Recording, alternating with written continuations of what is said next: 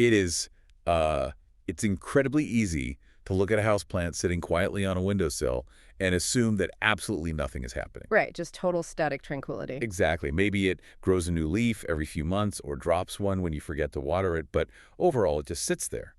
But the reality is that just beneath the surface, there's this absolute masterclass in chemical warfare and emergency triage happening every single second. And if you've ever watched a seemingly healthy cutting turn into a rotting, smelly mess on your kitchen counter, well, you've witnessed this warfare firsthand. Yeah, it's brutal. So today, for this deep dive, we are uncovering the hidden biology and the mechanical genius of how a severed plant actually heals itself. We're using the famously resilient Crown of Thorns, or Euphorbia milii, as our biological case study, drawing from some really meticulously documented gardening notes. And the mission here is to figure out exactly why some cuttings thrive while others just turn into a pile of mush. Because whether you are an avid gardener with a pristine backyard greenhouse, or, just someone who actively struggles to keep a single desk succulent alive, Which is a lot of people. so many people, understanding the actual why behind plant propagation is going to completely change how you look at the greenery in your space.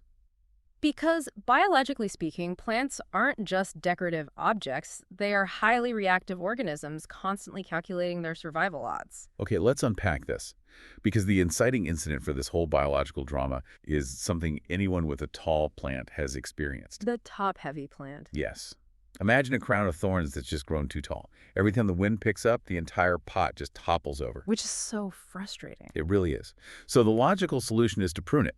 You chop off the top, but suddenly you're left with a handful of severed stems, which triggers that universal instinct of, oh, I should propagate these. Right. I should make free plants. Exactly. It's the ultimate biological recycling. You have viable tissue, so the immediate goal is to trigger root organogenesis. Wait, say that again? Root organogenesis. It's the literal process of convincing a piece of stem tissue to suddenly change its cellular programming, forget that it was a stem, and start growing roots instead. But right away, there's a massive biological hurdle here. Because if you strip all the leaves off these severed cuttings before you plant them, the propagation completely fails. Yeah, the cuttings will just die. You absolutely must leave some of the foliage intact. Now, I have to push back on this because if I think about this logically, a cutting has just been completely severed from its root system. Right, it has no way to drink. Zero way to pull water up from the dirt. Shouldn't the plant's immediate emergency response be to drop all its leaves to prevent water loss? You would think so, to save energy. Yeah, why on earth does it need to keep these leaves? I mean, I like to think of these retained leaves as tiny, essential solar panels. That's a great way to put it. But why run the solar panels if there's no battery to store the energy? It feels like keeping all the lights on in your house when the power grid has just been cut. Well, that solar panel analogy is actually the key to the entire puzzle. But we have to look at the sheer scale of the construction project the plant is about to undertake. Okay. So water loss through transpiration, which is essentially the plant sweating through its leaves, that is a massive life-threatening risk for a fresh cutting. So dropping them makes sense. It does, but dropping those leaves to save water would guarantee starvation.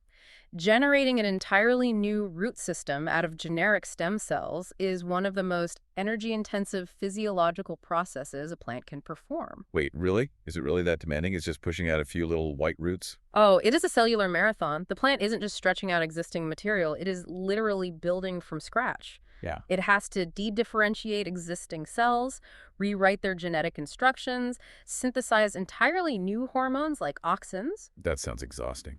It is. And it has to construct rigid new cell walls. That requires massive amounts of ATP, the energy currency of the cell, which in turn requires massive amounts of sugar. And the sugar comes from the solar panels. Exactly. The only way the cutting can generate that sugar is through active photosynthesis. If you strip the leaves, you're removing the power source at the exact moment the factory needs to run at triple capacity. That is wild. Yeah, the stem has a tiny reserve of stored energy, but it's almost never enough to cross the finish line of actually pushing out functional roots. So it's a calculated gamble. The plant actively risks dehydrating through the leaves because without that solar power, It won't have the biological fuel to build the roots it needs to drink again. Precisely. It balances the immediate threat of dehydration against the absolute certainty of starvation. It is walking a high-stakes biological tightrope. The leaves just have to stay. The factory needs power to build the very pipes that will eventually bring the water in. That completely reframes the whole process. So, okay, we've kept our tiny solar panels attached. We have our cutting. The logical next step, and I think the mistake almost everyone makes, is to immediately stick that fresh cutting into some nice moist soil. Or a glass of water. Right, to get those roots growing. But doing that with a crown of thorns leads to an absolute disaster. And this brings us to a really fascinating paradox. Yeah, the succulent paradox. Because the crown of thorns is a succulent. They're undeniably tough. They're famous for surviving out in the blistering sun, enduring massive droughts. They have these thick, fleshy stems, specifically designed for intense water storage. So why is it that if I take a cutting from this tough, drought-resistant survivor and stick it into water, the literal source of all life, it instantly dies? It really does. Sticking a fresh succulent cutting into wet soil turns the stem into a brown, mushy mess within a single week. I've always operated under the assumption that water equals life. But here, water seems to equal instantaneous rot. What is actually happening under the soil? Well, what's fascinating here is that the very thing that makes the Euphorbia unique is also its biggest vulnerability in this specific scenario. Okay, how so? When you cut that stem, you aren't just making a clean surgical incision. You are breaching a highly pressurized vascular system filled with a signature milky white sap. Oh yeah, the latex. Exactly, the latex. Anyone who has ever snapped a Euphorbia stem knows that white sap. It bleeds out immediately, and it is incredibly sticky. And that bleeding latex indicates a massive gaping wound in the plant's armor. Now, consider the microscopic battlefield you create by plunging that fresh bleeding wound directly into moist soil. Right, because soil isn't sterile. Far from it. Soil is teeming with millions of bacteria and fungal spores, and these microorganisms are opportunistic scavengers. So they're just waiting for a chance. Exactly. When you introduce moisture to that environment, you aren't just providing a drink for the plant. You are creating a microscopic slip and slide directly into the plant's internal system. Oh wow, so the water is just acting as a transport mechanism for the bacteria. Yeah. The moisture is the bridge they use to storm the castle walls, because the plant's internal defenses are wide open. That paints quite a picture. Those soil pathogens ride the moisture straight into the soft, fleshy, nutrient-rich interior of the succulent. Once inside, they release enzymes that quite literally dissolve the plant's cell walls. Ugh, so they're eating it alive. Pretty much. They begin multiplying exponentially, consuming the plant tissue from the inside out, that brown, mushy mess you see. Yeah. That's just the physical aftermath of billions of bacteria digesting the stem faster than the plant can initiate an immune response. Wow. So by sticking it in water, we aren't hydrating it at all. We are giving an invading microbial army a direct bloodstream to ride on. Precisely. The succulent is highly adapted to hold its moisture strictly inside a tough exterior cuticle. So when that armor is compromised. The massive amount of water it stores internally becomes the perfect stagnant breeding ground for rot. And any external water you provide just accelerates the invasion. Okay, here's where it gets really interesting for me, because there's a very specific cure for this vulnerability. And the cure isn't some expensive rooting hormone or a complicated chemical bath. I know, it's much simpler. The cure is mandatory waiting. You have to take these freshly severed, bleeding cuttings and place them in a shaded, entirely dry area for 3 to 7 days. You just leave them alone on a counter. Right, the curing process. Yeah, the biological goal of this waiting period is to allow that milky white latex to dry out and form a hard white scab. Which, in the botanical world, is called a callus. A callus, exactly. And that callus is the ultimate defense mechanism, right? It is. As the moisture evaporates from the sap, the complex polymers within the latex begin to cross-link and harden, creating an impermeable physical shield. I love this because it maps beautifully onto our own biology. If you're running down the sidewalk and you trip and scrape your knee, your body immediately starts bleeding. Yep, standard response. But within a few hours, your platelets clot, and your body forms a hard, dark scab over the wound. And we all know you aren't supposed to pick the scab. Because that physical barrier keeps the dirt and the sidewalk bacteria out of your bloodstream. Exactly. It keeps the bad stuff out while the delicate, complex cellular healing happens safely underneath. The plant is essentially manufacturing its own liquid bandage. That's a great way to look at it. That dried latex callus is just a botanical scab protecting the plant's internal bloodstream from the dirt. If we connect this to the bigger picture, there is a profound lesson here about biological systems in general. Sometimes the most important and effective step you can take, whether you're gardening or managing a complex physiological recovery or even handling a crisis, Is to intentionally do absolutely nothing. exactly. We have this overwhelming bias toward action. We want to fix the severed cutting by planting it immediately. We want to help it. Right. But by stepping back, providing a safe, dry environment, and allowing the organism's natural built-in defense mechanisms to execute their programming, you achieve a much higher success rate. The plant already has the blueprint to protect itself. It just requires the physical time to deploy the shield. Once that hard white scab is fully formed, the gates are closed. The bacteria and fungi in the soil can no longer access the soft interior, and only then is it safe to introduce the plant to a growing medium. I think bias toward action hits the nail on the head. Because waiting 7 entire days to plant a cutting feels agonizing. It really does. It requires immense patience, and human nature usually dictates that we want results immediately. We want to bypass the waiting room. Which brings us to the hacks. Yes, the biological workarounds that impatient gardeners have developed. There are actually several distinct hacks from the sources designed to scientifically fast-forward this healing process. If you don't want to wait a full week for the latex scab to form naturally, you could force the issue. You're manipulating the environment to artificially accelerate the plant's physiological response. Right. So method 1 is pure physical shock. You take the freshly cut stems and immediately dip the open, bleeding wounds into ice-cold water. And this causes the sap to coagulate almost instantly. Yeah, which drastically reduces the mandatory drying time. Instead of waiting up to a week for the callus, you only have to wait 24 hours. The thermodynamics at play there are quite elegant, actually. How so? Well, heat keeps molecules moving fluidly, which is why the sap flows so freely at room temperature. The rapid drop in temperature from the cold water forces the proteins and polymers in the latex to slow down, fold, and bind together aggressively. So it artificially forces the clotting process that would normally take days of slow evaporation to achieve. Exactly. That's brilliant.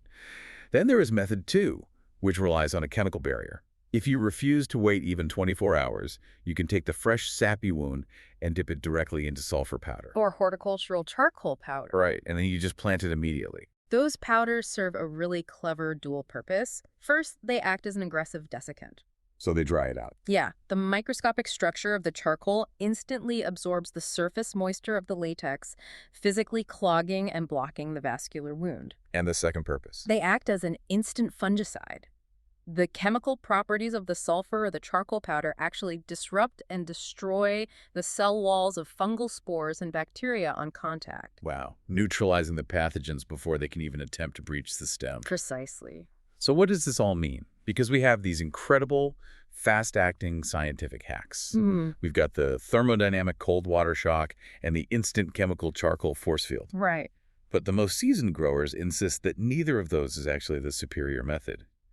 The gold standard approach is surprisingly low-tech. It really is. You take the fresh bleeding cutting and you plunge it directly into a completely dry, soilless medium. Things like perlite, vermiculite, or coarse sand. No water at all. None. You bury the wound, keep it bone dry for 5 whole days, and then you only gently mist the surface. I have a really hard time understanding this. It seems backwards, right? Totally. If cold water works like a rapid coagulant and charcoal literally obliterates fungal cells on contact, why is sticking a bleeding plant into dry, dusty rocks considered the ultimate approach? It feels entirely counterintuitive to skip the instant chemical shield. Well, this raises an important question about how we simulate an ideal recovery environment and why managing the physics of an environment is often more reliable than a chemical intervention. Okay, I'm listening. Let's look at what the perlite is actually doing on a microscopic level.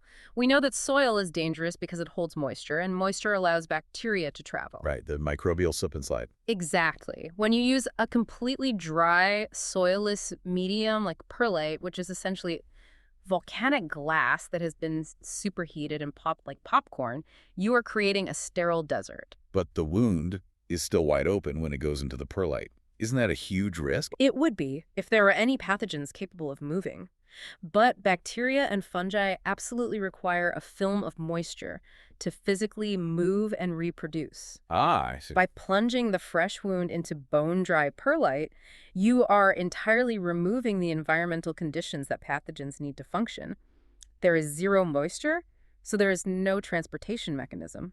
So the pathogens are effectively frozen in place. Exactly. It completely neutralizes the threat of the open wound. Oh, that makes so much sense. No. You don't need a chemical shield if the enemy can't even march to the battlefield. Exactly. But the brilliance of the perlite method goes much deeper than just starving bacteria of water. There's more. Oh, yeah. Unlike simply leaving the cutting on a kitchen counter to dry, the perlite provides physical structural support for the stem. It holds the plant upright, simulating its natural orientation. Which I imagine the plant prefers. It does. And more importantly, we have to consider gas exchange. Gas exchange, like the roots breathing. Yes, roots respire. They take in oxygen to burn the sugars that the leaves are producing. Oh, so if you bury a fresh cutting in dense, wet soil. It physically suffocates. Because perlite is full of massive, microscopic air pockets, it creates a highly aerated microenvironment. It allows oxygen to flow freely to the healing wound. That is fascinating. And finally, when you do introduce moisture after 5 days by gently misting the surface, the physical structure of the perlite ensures the water drains instantly.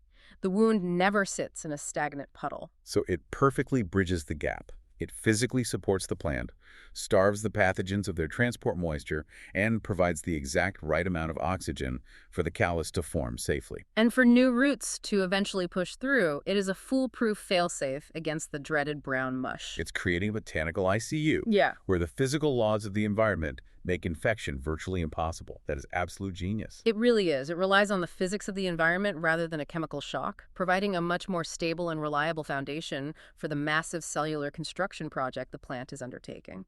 Well, we have covered a massive amount of biological ground today, so let's distill these takeaways. Sounds good. If you are looking to propagate a crown of thorns, or, frankly, if you're trying to understand the survival mechanisms of almost any tough houseplant, rule number 1, you must keep the leaves. Yes, they are not a frivolous waste of water. Exactly. They are the essential solar panels that provide the massive energy required to build an entirely new root system from scratch. Because root generation is a cellular marathon that cannot happen without the fuel of photosynthesis. Rule number 2, respect the latex. That milky white sap is an open artery. Introducing that open wound to wet soil is just inviting an opportunistic microbial army to slide right inside and digest your plant from the inside out. Water without a hardened barrier is just a vehicle for infection. And finally, rule number 3, you have to enforce the dry cure. Whether you are practicing extreme patience and waiting 7 days for a natural callus to form on your kitchen counter, Or whether you're shocking the sap with a cold water temperature drop. or whether you are burying the fresh stem in the sterile, breathable desert of dry perlite, the goal is identical.